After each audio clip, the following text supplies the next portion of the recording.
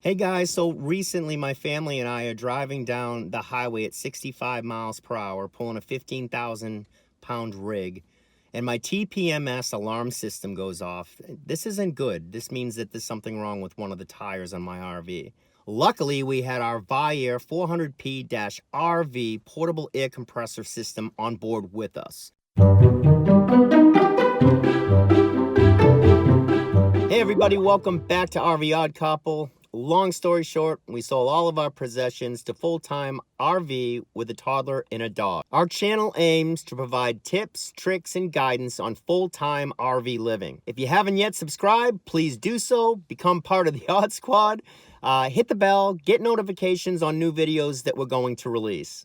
I'm 63 feet long, bumper front end of the truck to the rear end of the RV itself. So it's not very easy just to pop off the highway and go into a gas station to get air. So you want to carry your air with you. So I wanted to adjust my camera and make this a little bit easier to see while I put this thing together. There's not much to it.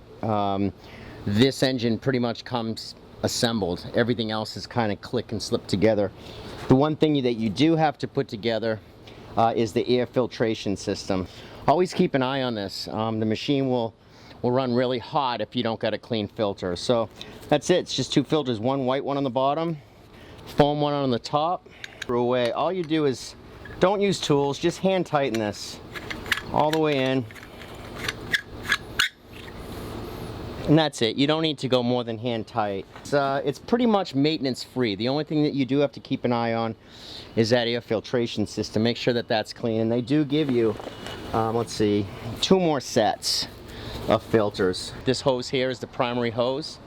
You pull it back, snap it on, that's it. It's maintenance free pretty much. It's got a vibration free stand, which is what it sits on if you see me shake it around, which is kind of cool. It just means that it's not going to run down the street when it starts to run. We're going to test it and make sure stay out of the engine itself. Here's your clamps for your battery. Obviously a black and red, negative, positive. Here's my pressure gauge, and this is what the other side of the hose will plug into right here. Just snap it on, it's ready to go. They give you 2 hoses, one straight 90, looks like about a 15 degree on the end. You just basically take this, plug it into the other one, and you're set to go. Okay, pop it off, just pull this back, and it's loose. Extension hose if you need to. Each hose is 30 feet. If you need to add an extension, you take the other hose, the male end into the female side. There's your extension. It's kind of cool how they coil it so you don't have a mess of wire. I like that feature. So 30 feet looks like it condenses down to about, maybe a foot. Once you connect your hoses together, you can go all the way to 60 feet back from your tires, whether it's your truck battery or the batteries that are on your RV. They got this nifty little tool which is kind of getting around corners. Again, this clicks the same way that the hard one does onto the end of the unit. Just quick connectors, you just kind of pop them on there. Just like that.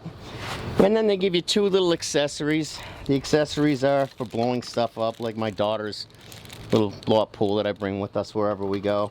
It's got a pin for basketballs, footballs, whatever. And those just screw right in the end of this. There is no screwing attachment for the end of the solid one, just for the rubber one.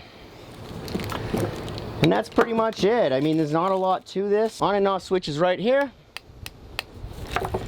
And that's it. We're gonna go ahead and connect this to the battery and see how it runs. So red will go there. And you can basically take black and just ground it on something metal or directly to the battery, which is what I'm gonna do. Here's your on-off switch. And that's it. It's shutting off now, so I can leave it plugged in and then put pressure in my tires, but it won't turn on again until that pressure in the system is relieved. Probably maybe 15 pounds in it right now.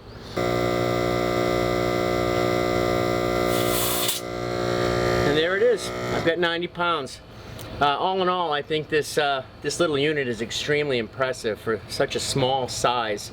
that it can go up to 150 pounds in pressures, and pretty impressive. So I like my Viair, and after using it for a few months, I'll do another review on how it's working. Obviously, nothing's more important than keeping yourself and your family safe when you travel. Having properly inflated flyers is paramount to staying safe. Blowouts cause more fatalities within the RVing community than anything else.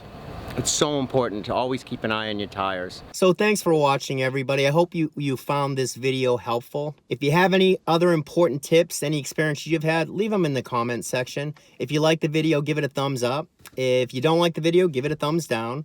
If you haven't yet subscribed, please do so. Join our Odd Squad. We're all here to learn, right? Hit the notifications bell so you'll get more notifications when we release new videos. I'll see you next time.